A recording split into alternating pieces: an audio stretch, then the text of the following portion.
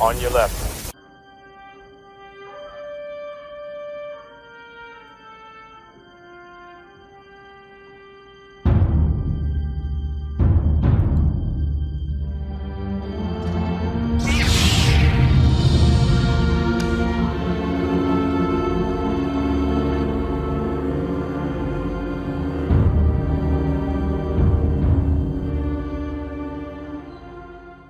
Focus on the individual and his or her inalienable rights turns liberalism into a universalistic or universalist ideology. In other words, there's this dimension in liberalism that grows out of its emphasis on the individual that makes it universal. What liberalism is saying is that every person on the planet has the same rights. Those rights are universal. They apply to everybody. If you focus on social groups, if you believe that human beings are social animals first and foremost, you end up with a particularist ideology like nationalism. So nationalism doesn't focus on individuals, it focuses on the group. And there is your group, and then there is the other. Right? It's a particularist ideology. That's not what liberalism is all about. Liberalism focuses on the individual. And once you focus on the individual, you quickly end up with a universalist ideology when you throw in inalienable rights. And of course, when you start thinking about liberal hegemony, just to get ahead of myself, when the rights of people outside the borders of the United States are violated, there's a very powerful temptation to go abroad. Now, take this a step further. There are two kinds of political liberalism. One is classical or modus vivendi liberalism, and the other is modern or progressive liberalism. I got this distinction mainly from the writings of John Gray. For anybody who's interested, he's written a book called Two Faces of Liberalism, which is an excellent book that lays this out. And Alan Ryan has also written an important essay that lays this out.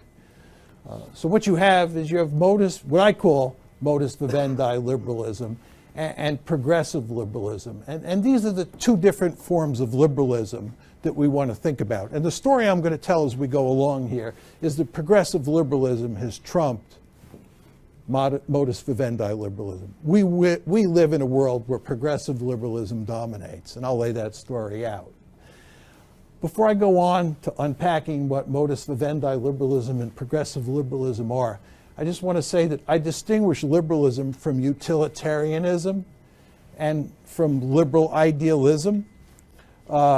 Utilitarianism is identified with people like Jeremy Bentham, and Jeremy Bentham hated the emphasis on inalienable rights. He said it was nonsense. And utilitarians and liberals tend to be at each other's throats in all sorts of ways. If you look at the debates between Ronald Dworkin and Richard Posner, both famous legal theorists, Dworkin is very much a progressive liberal, and Posner is very much a utilitarian, and they bark at each other using the language of utilitarian and liberal. If you look at John Rawls frequently is barking against or barking about utilitarians. So I'm not talking about utilitarians when I talk about liberals. For those of you who do IR in the audience and have read E.H. Carr, E.H. Carr's attack on liberalism, which was written in the 1930s, is an attack on utilitarianism and on liberal idealism. It's not an attack on the liberalism I'm talking about. Carr and I are going after very different targets. Liberal idealism, by the way, is identified with people like T.H. Green and John Dewey. I won't go into any details on what exactly it is, but it's a very different animal than the liberalism I'm talking about. And I'm not saying these two are irrelevant or not worth studying, but not what I'm looking at. I'm looking at progressive liberalism and modus vivendi liberalism, both of which focus in large part on rights. Okay. Now I want to distinguish between these two kinds of liberalism, right? And you want to remember that this is the hard core. So there's no question that both progressives and modus vivendi liberals emphasize those three elements. Now, in distinguishing between the two kinds of liberalism, first point I would make is it's not a difference that's based on reason. There are actually some progressive liberals who make the argument that we can use our critical faculties to figure out questions about the good life. And actually, the piece that comes the closest to making this argument is Francis Fukuyama's very famous piece on the end of history. If you go back and read Francis Fukuyama's piece after listening to my talk tonight, what Francis Fukuyama is basically saying in that piece is that with the end of the Cold War, we've reached the end of history. We're not going to have any more conflict. We're not going to have any more war because we're not going to have any more disagreement on big questions.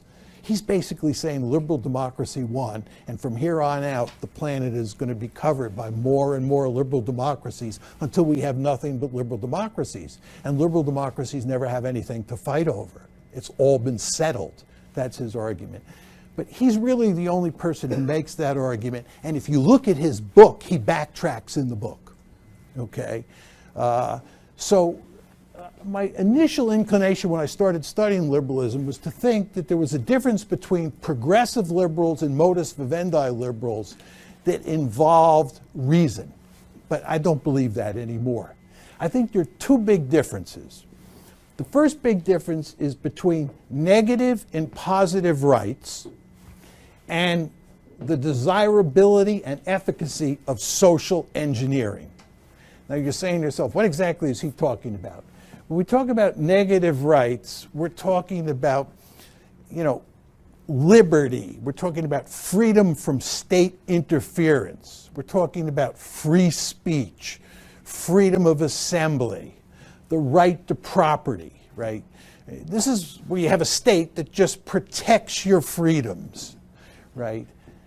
Positive rights are where the state actually interferes to guarantee that you enjoy rights that are inalienable.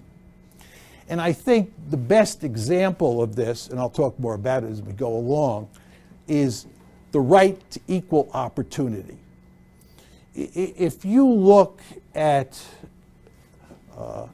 John Rawls and you look at Ronald Dworkin, they talk a great deal about justice. And justice for them is all about equal opportunity. And equal opportunity is where the state comes in and it levels the playing field. It's not equal outcomes, it's equal opportunity. Right? And needless to say, if you believe in positive rights, you're going to believe in the desirability of social engineering. Because there's no way you can put positive rights into effect without doing a lot of social engineering. So just to get ahead of myself a bit, if you're doing negative rights only, right, all you want is a state as a night watchman. Here we go. Modus vivendi liberals. Modus vivendi liberals. This is Friedrich Hayek. For anybody who really wants to sort of read a canonical version of modus vivendi liberalism, read Friedrich Hayek. I think Locke fits in the same rough category. Negative rights over positive rights. Modus vivendi or classical liberals really dislike positive rights. I think it's fair to say Hayek hates positive rights. He thinks the state should not be doing social engineering. They loathe social engineering. They make the argument, almost all of them, that not only is it not desirable, but we're not good at it, and that's why we shouldn't do it. You know all the arguments. Republicans make these arguments all the time, that we should let the market decide how to solve problem X or solve problem Y, because markets are much more efficient than the state. When the state gets involved doing anything, it bollockses it up. That's the classical liberal, the modus vivendi liberal view. Progressive liberals, on the other hand, they believe in negative rights because everybody believes you need the night watchman to protect those liberties. But progressive liberals also believe that it's very important for the state to get involved, to do social engineering, to create a level playing field. Right? There are all these positive rights. It's like, just think about medical care or health care. Do we believe in health care in the United States? I think the answer is yes. I think if you look at the Republicans, they can't just kill Obamacare. They have to replace Obamacare.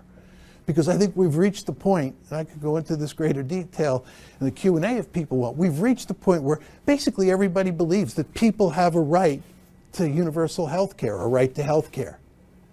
Right? But once you start talking about a right to health care, you're talking about positive rights. Right? The state's involved in social engineering. And of course, this is why Republicans dislike Obamacare, because the Republicans talk like classical liberals, although I'll make the argument in a short time that they act like progressive liberals. You see, that's the difference between modus vivendi liberals and progressive liberals. It's not that one believes that you can use your critical faculties to reach conclusions about first principles and the other doesn't. I thought that initially, but no. I think that modus vivendi liberals and progressive liberals have a difference about rights, right? They have a difference about rights and a difference on social engineering.